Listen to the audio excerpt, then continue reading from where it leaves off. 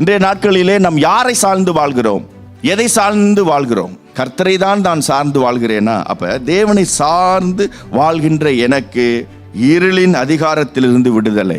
சொல்றீங்களா? ஆமென். முதலாவது என்ன விடுதலை கிடைக்குது நம்மளுக்கு? தேவனை சார்ந்து நான் வாழும் பொழுது முதல்ல என்ன கிடைச்சிருக்கு? இருளில் இருந்து விடுதலை, டார்க்னஸ். அப்ப இருளில் இருந்து முதல்ல எனக்கு விடுதலை கிடைத்திருக்கிறது. இரண்டாவது, பாவத்தில் இருந்து விடுதலை. நம்ம பாவத்தில், சாபத்தில் இருந்து விடுதலை, மரணத்தில் இருந்து விடுதலை. அது என்ன பாவம், அது என்ன மரணம் என்றால் மரணத்திலிருந்து விடுதலை கொடுத்திருக்கிறார். அப்ப நம்ம சாகவே மாட்டோமா?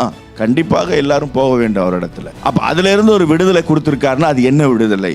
அடுத்து, நியாயப்பிரமாணத்திலிருந்து நம்மளுக்கு விடுதலை கொடுத்திருக்கிறார். நம்மளுக்கு தெரியும் நியாயப்பிரமாணம் என்ன செய்தது நம்மளை, அது எப்படி தேவனை கொண்டு வந்து காண்பித்தது நம்மளுக்கு, அது எப்படி தேவனுக்கும் எனக்கும் இருக்கிற அந்த உறவை என்னென்று காட்டியது, எனக்கும் தேவனுக்கு உள்ள அன்பை அது என்ன செய்தது, எப்படி அது சித்தரித்தது என்பதை நம் பழைய ஏற்பாடு காலங்களில் உள்ள நியாயப்பிரமாண கட்டளைகளை படிக்கும் பொழுது புரிந்து கொள்கிறோம். அப்ப அதில் இருந்து இயேசு கிறிஸ்து நம்மளை விடுதலையாக்கி இருக்கிறார். அதை கொண்டு வந்தது யார்? தேவன் தான் நியாயப்பிரமாணத்தை கொண்டு வந்தார். ஆனால் அதிலிருந்து இயேசு விடுதலையாக்குறார். தேவனின் குமாரனாகிய இயேசு அந்த நியாயப்பிரமாணத்துக்கு கீழ்ப்பட்டிருந்த நம்மளை, அந்த கட்டுக்குள் இருந்த நம்மளை விடுதலையாக்கி அவர் தன்னுடைய உடன்படிக்கைகள் கொண்டு வருகிறார். அது மிக முக்கியம். அப்ப நியாயப்பிரமாணத்திலிருந்து என்னை விடுதலையாக்கி இருக்கிறார். அடுத்ததாக, குடும்ப உறவுகளிலிருந்து விடுதலையாக்கி இருக்கிறார். அப்படின்னா சாபம், தீய ஆவிகள். குடும்பத்திலிருந்து விடுதலையாக்கினார்னா கணவன்கிட்ட இருந்து மனைவி அப்படி அல்ல, வம்சமாக வருகிற வேத சத்தியம் சொல்லுகிறது, இந்த சாபம் உங்களை தொடரும் என்று சொல்லுது. சில காரியங்கள் தொடரும்.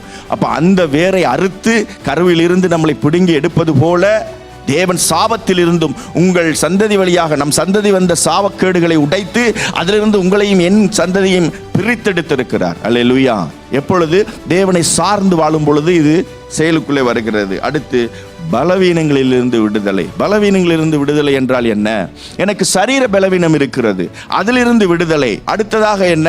என் சுபாவத்தில் இருந்து விடுதலை. எனக்கு ஒரு சுபாவம் இருக்கிறது, பழைய சுபாவம், பழைய மனிதன் சுபாவம், பழைய காரியத்தின் சுபாவம், அந்த சுபாவத்தில் இருந்து என்னை விடுதலையாக்கி இருக்கிறார். அப்ப இவ்வளவு பெரிய ஒரு விடுதலையை தருகிறார் தேவனை சார்ந்து வாழும்போது. எனக்கு 5 வருஷம் கழிச்சு என்ன ஆகும்னு எனக்கு தெரியாது, பட் அவரோட இருந்தா நல்லது நடக்கும் என்பது எனக்கு தெரியும்.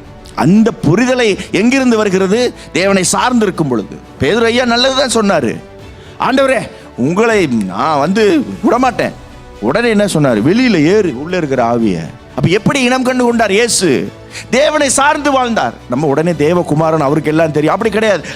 அவர் ஒரு 100க்கு 100 மனுஷனாக வாழ்ந்தார். என் பவுலை எடுத்துக்கொள்ளுங்கள், குறி சொல்லுவர் வாழ்த்தும் பொழுது பெருமையா தான் சொன்னான். தேவ மனுஷர்கள் எவ்வளவு பெரிய ஆட்கள் தெரியுமா இவங்க?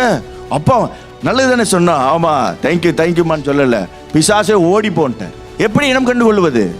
தேவனை சார்ந்து நிற்க வேண்டும். நாளை ஒரு முடிவு எடுப்பதற்கு நான் யாரிடத்தில் போக வேண்டும்? தேவனிடத்தில் போக வேண்டும். அவன்கிட்ட எல்லாம் இருக்கு, அவனுக்கு எக்ஸ்பீரியன்ஸ் 5 வருஷம் இருக்கு, அவனுக்கு எல்லாம் சரியா இருக்கும்பா. நான் போய் கேட்கும்போது எனக்கு நாசமா போயிடும் தொழில் எல்லாம். அவன் ஆலோசனையில போனான். ஏன்? நான் பிரித்தெடுக்கப்பட்ட தேர்ந்தெடுக்கப்பட்ட சந்ததி. ஆமென் சொல்றீங்களா? அதான் முக்கியம். அப்ப தேவனின் சப்தத்தை கேட்டு என் குடும்பத்தையும் என் வாழ்க்கையும் கொண்டு செல்ல வேண்டும். அதுதான் மிக முக்கியம். இது எல்லாம் எதற்காக என்றால் நீங்களும் நானும் சம்பூர்ணமாய் வாழ்வதற்காக. அல்லேலூயா. நோய் நொடியின்றி ஆவி ஆத்துமா சரீரம் முழுவதும் தேவ சமூகத்தில் நின்று, உங்களுக்கு 5 வருடம் கழித்து நீங்கள் என்ன ஆவீர்கள் என்று தெரியாது, அதை தெரிந்து ஆண்டவர் சொல்லுகிறார், நீ என்னை சார்ந்து வாழும் பொழுது அவைகளை உடைத்து உன்னை மீட்டெடுக்கிற வல்லமையை நான் உனக்கு தருகிறேன். அல்லேலூயா. அந்த வழிகளை உனக்கு காண்பித்து தருகிறேன்.